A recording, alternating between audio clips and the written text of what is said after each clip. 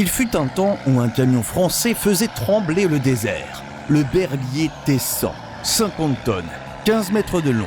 Un monstre d'acier acclamé par 1 million de visiteurs au Salon de Paris 1957. Mais pourquoi la France a-t-elle créé ce géant ? Pour l'abandonner dans l'oubli. Restez, car ce mystère révèle un rêve industriel brisé, une histoire qui fait vibrer la fierté française.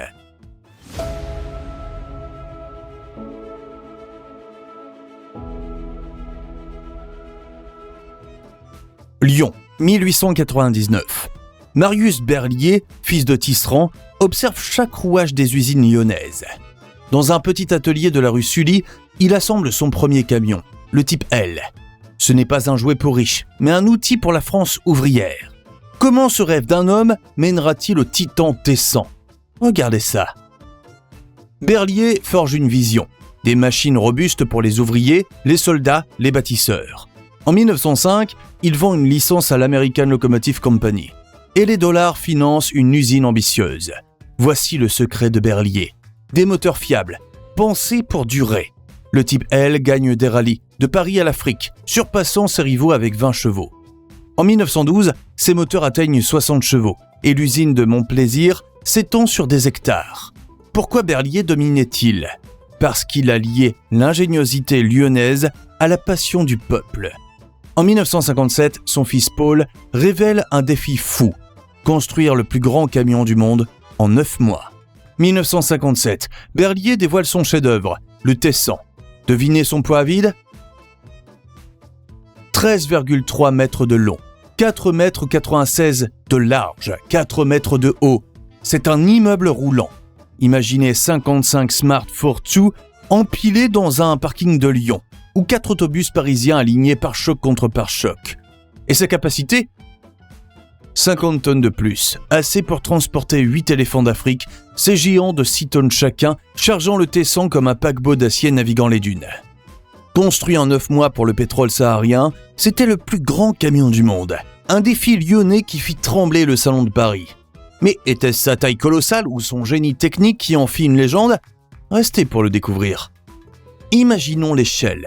Le T100, avec ses 13,30 mètres, dépasse un bus articulé moderne de 12 mètres. Sa largeur de 4,96 mètres obligeait les routes sahariennes à être élargies. Comparé au géant d'aujourd'hui, il rivalise avec le Belaz 75-710, le monstre biélorusse de 360 tonnes, mais en 1957, rien ne l'égalait. Le Liber T282B, un titan minier de 200 tonnes, n'existait pas encore. Le T100, avec ses 50 tonnes à vide, pouvait transporter 100 tonnes, soit l'équivalent de 10 éléphants africains ou 50 voitures Renault 4L. 7 pneus Michelin, pesant 2 tonnes chacun, mesuraient 2,20 mètres de diamètre, plus haut qu'un homme. Conçu à basse pression, comme des pattes de chameau, il glissait sur le sable là où les camions standards s'enlisaient jusqu'aux essieux. Pourquoi ce colosse était-il si spécial ? Son V12 Cummins, initialement de 600 chevaux puis boosté à 700, rugissait avec 3500 Nm de couple, capable de tracter des pipelines entiers dans le désert algérien. La transmission Clark à 8 rapports, renforcée pour supporter ce mastodonte, permettait une vitesse maximale de 34 km/h. Un exploit pour un tel poids. Écoutez cette histoire. En 1958, Joseph Cayola, technicien chez Berliet, raconte avoir vu le T100 numéro 2 transporter 150 tonnes de tubes pétroliers sur une pente de 20% dans le Sahara. Il avançait comme un dieu du désert, dit-il. Le sable volait, mais il ne bronchait pas. Les innovations techniques étaient stupéfiantes. Les freins à disque Messier, inspirés de l'aviation, arrêtaient 50 tonnes en quelques mètres. Une prouesse inégalée. La direction assistée, alimentée par un moteur Panhard séparé, permettait de manœuvrer ce géant avec une précision d'horloger. Un climatiseur intégré maintenait 25 degrés dans la cabine sous 60 degrés extérieurs, protégeant les chauffeurs des rigueurs sahariennes.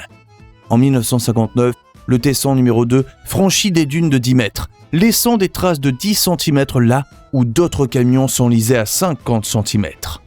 Une anecdote circule. Lors d'un test à Hassim et Saoud, le T100 a dégagé un camion enlisé de 20 tonnes en le remorquant comme un jouet, sous les cris des ouvriers émerveillés. Mais pourquoi ce géant n'a-t-il pas conquis le monde ?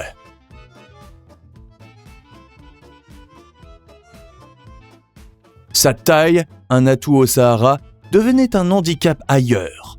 Les routes européennes, étroites, ne pouvaient accueillir ces 4,96 m de large. Les coûts de production estimés à 10 millions de francs par unité étaient astronomiques. Comparé au Mack Titan d'aujourd'hui, avec ses 600 chevaux et 3 tonnes de moins, le T100 était un pari audacieux mais coûteux. En 1960, un ingénieur raconte « On a vu le T100 transporter une foreuse de 120 tonnes sur 200 km sans fléchir. Mais chaque voyage coûtait une fortune en carburant, 200 litres aux 100 km. » Le T100 était plus qu'un camion, c'était un symbole de l'ambition française. Ses pneus surdimensionnés, son châssis renforcé de 3 tonnes et son moteur V12 en faisaient une bête unique. Pourtant, seulement 4 T100 furent construits. Pourquoi si peu ? Les chantiers pétroliers exigeaient une précision que la taille du T100 compliquait. Les coûts explosent et un orage industriel approche. Une dernière histoire. En 1961, lors d'une tempête de sable, le T100 numéro 1, chargé de 100 tonnes, continua sa route là où les camions américains s'arrêtaient. Les chauffeurs l'appelaient le Titan de Lyon, un nom gravé dans le désert. Mais ce Titan allait-il survivre à l'oubli ? Restez pour découvrir ce qui a stoppé ce géant. 1914, la guerre éclate. Quel camion sauve Verdun ? Le Berlier CBA, une gazelle d'acier. Sur la voie sacrée, 25 000 berliers ravitaillent l'armée, roulant là où chars et chevaux s'enlisent. Les soldats frappent le capot pour porter chance. Après la guerre, Berlier vise le Sahara. La série GBC, surnommée Gazelle, domine les pistes désertiques. En 1957, elle ouvre la voie au T100 avec des moteurs diesel robustes, testés pour le pétrole algérien. Du transporteur transsaharien aux missions Citroën, Berlier devient une légende mondiale. Ses triomphes préparent le T100, mais un danger menace. Restez pour savoir ce qui a brisé le lion. Les années 70 frappent fort. Quel choix tue Berlier ?